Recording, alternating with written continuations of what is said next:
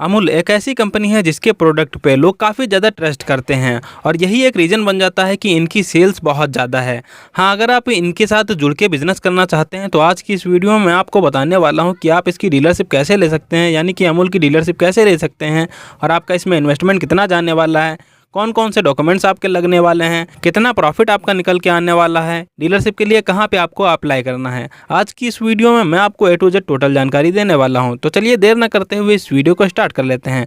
Hello guys, मेरा नाम है अरुण पासवान और आप देख रहे हैं मास्टर ब्रेन। और अगर आपको एजुकेशन से रिलेटेड वीडियो देखना पसंद है तो हमारी वीडियो को लाइक करके चैनल को सब्सक्राइब कर लीजिएगा और आने वाले बेल आइकन को भी दबा दीजिएगा, जिससे कि हमारे आने वाली नई वीडियो की नोटिफिकेशन आप तक सबसे पहले पहुंच सके। तो सबसे पहले हम बात कर लेते हैं कि अगर आप अमूल की फ्रेंचाइजी लेना चाहते हैं तो यहाँ पे आप किस तरीके की फ्रेंचाइजी ले सकते हैं। यानी कि अमूल के फ्रेंचाइजी लेने के दो तरीके होते हैं। पहला हो गया आपका अमूल प्रेफर्ड आउटलेट, जिसमें कि आपका इन्वेस्टमेंट 2 से 5 लाख रुपए तक जा सकता है, जिसके लिए आपको एरिया की जो रिक्वायरमेंट होती है वो लगभग 100 स्क्वायर फीट से 150 स्क्वायर फीट होती है। और आपको इसमें प्रोडक्ट के तौर पे मिल्क, बटर, पनीर, दही, चीज़, आइसक्रीम, कुल्फ़ी और ये सारी चीज़ें आपको बेचनी पड़ती हैं। और इसके अलावा दूसरा तरीका जो होता है इनके साथ डीलरशिप करने का, वो होता है अमूल आइसक्रीम स्कूपिंग पार्लर। अब इसमें आपका जो इन्वेस्टमेंट जाता है वो लगभग 6 से 8 लाख रुपए तक जाता है। इसमें आपको जो एरिया की रिक्वायरमेंट होती है वो लगभग होती है 300 स्क्वायर फीट। इसके अलावा आप जितने भी स्क्वायर फीट में जगह रखना चाहते हैं। बाकी इसमें जो आपको प्रोडक्ट सेल करने के लिए मिलते हैं वो होते हैं आइसक्रीम, स्कूप्स, शेक हो गया जो बादाम शेक वगैरह होते हैं, केसर शेक हो गया, पिस्ता शेक हो गया, काजू शेक वगैरह होते हैं, सैंडविच हो गया, बेकरी वगैरह का आपको सामान मिलता है। बेकरी का आप यहाँ पे अमूल की जो बेकरी होती है उसका डीलरशिप ले सकते हैं।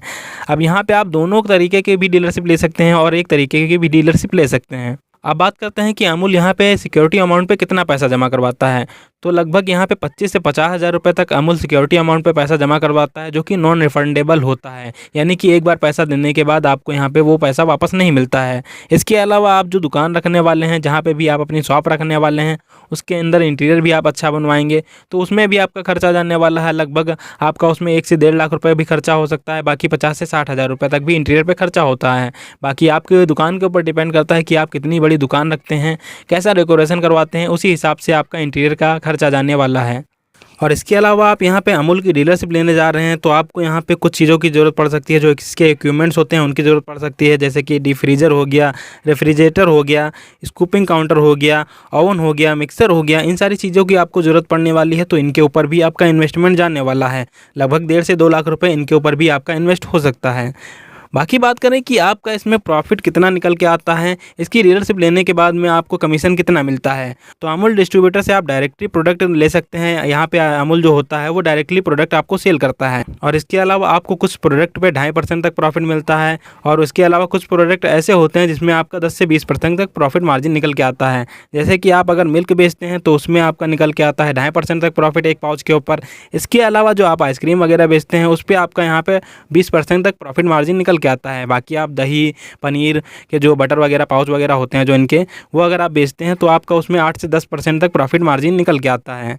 हाँ, चलिए अब हम बात कर लेते हैं कि आप डीलरशिप के लिए अप्लाई कैसे और कहाँ कर सकते हैं। तो सबसे पहले तो आपको गूगल पे जाके सर्च करना पड़ेगा amul.com और उसकी वेबसाइट आपको जब दिखेगी सबसे ऊपर, उसके अंदर आपको जाना है। और उसके अंदर आप जब जाएंगे तो फ्रेंचाइजी सेक्शन का यहाँ पे ऑप्शन दिखेगा, उसमें आप इंक्वायरी फॉर्म फिल कर सकते हैं या फिर उनके कॉन्टैक्ट नंबर होते हैं जो टोल फ्री, उन पर भी आप कॉन्टैक्ट कर सकते हैं। बाकी जब आप फॉर्म भरते हैं तो उसमें आपके कौन कौन से डॉक्यूमेंट्स लग सकते हैं। तो आपके यहाँ पे जो डॉक्यूमेंट्स लगने वाले हैं वो आपका Aadhaar card, PAN card, address proof के तौर पे आपकी शॉप की लोकेशन मांगी जाती है, जीएसटी रजिस्ट्रेशन आपका मांगा जाता है जब बिज़नेस आप चालू करते हैं, आपकी यहाँ पे एक पासपोर्ट साइज फ़ोटो लगती है, ईमेल एड्रेस, मोबाइल नंबर आपका मांगा जाता है। इसके अलावा जब आप फॉर्म सबमिट कर देते हैं तो कंपनी के कुछ ऑफिशियल्स आपसे 1 से 1.5 हफ्ते में कांटेक्ट करते हैं और आप जो लोकेशन देते हैं वहाँ पे विजिट करते हैं। आपकी यहाँ पे इन्वेस्टमेंट कैपेसिटी देखी जाती है, आपका यहाँ पे एक्सपीरियंस वगैरह भी देखा जाता है कि आप पहले से कोई एजेंसी ले रखे होते हैं। तो अगर आपके पास में एक्सपीरियंस होता है तब आपको फ्रेंचाइजी बिल्कुल ही आसानी तरीके से मिल जाती है। बाकी वैसे भी आपको फ्रेंचाइजी मिल जाती है, बाकी आपके पास में बस इन्वेस्टमेंट करने के लिए रुपया होना चाहिए। अब जब आपको अमूल की डीलरशिप मिलती है तब आपको अमूल के जो ऑफिशियल्स कुछ लोग होते हैं जो आपको यहाँ पे ट्रेनिंग देके भी जाते हैं कि आपको कैसे सेल करना है, किस प्रोडक्ट को आपको कैसे बचा के रखना है, वो सारी ट्रेनिंग आपको देके जाते हैं। आपको यहाँ पे पूरी प्लानिंग बता के जाते हैं कि आपको अमूल का प्रोडक्ट कैसे बचाने हैं और कैसे रखने हैं। और इसके बाद आप अमूल से जुड़ के बिज़नेस बिल्कुल ही आराम से कर लेते हैं। तो ये थी एक छोटी सी वीडियो जिससे कि मैंने आपको बता दिया है कि अमूल की फ्रेंचाइजी कैसे ले सकते हैं। और अगर आपको ये वीडियो इन्फॉर्मेटिव लगी हो तो हमारी वीडियो को लाइक करके ज़रूर जाइएगा।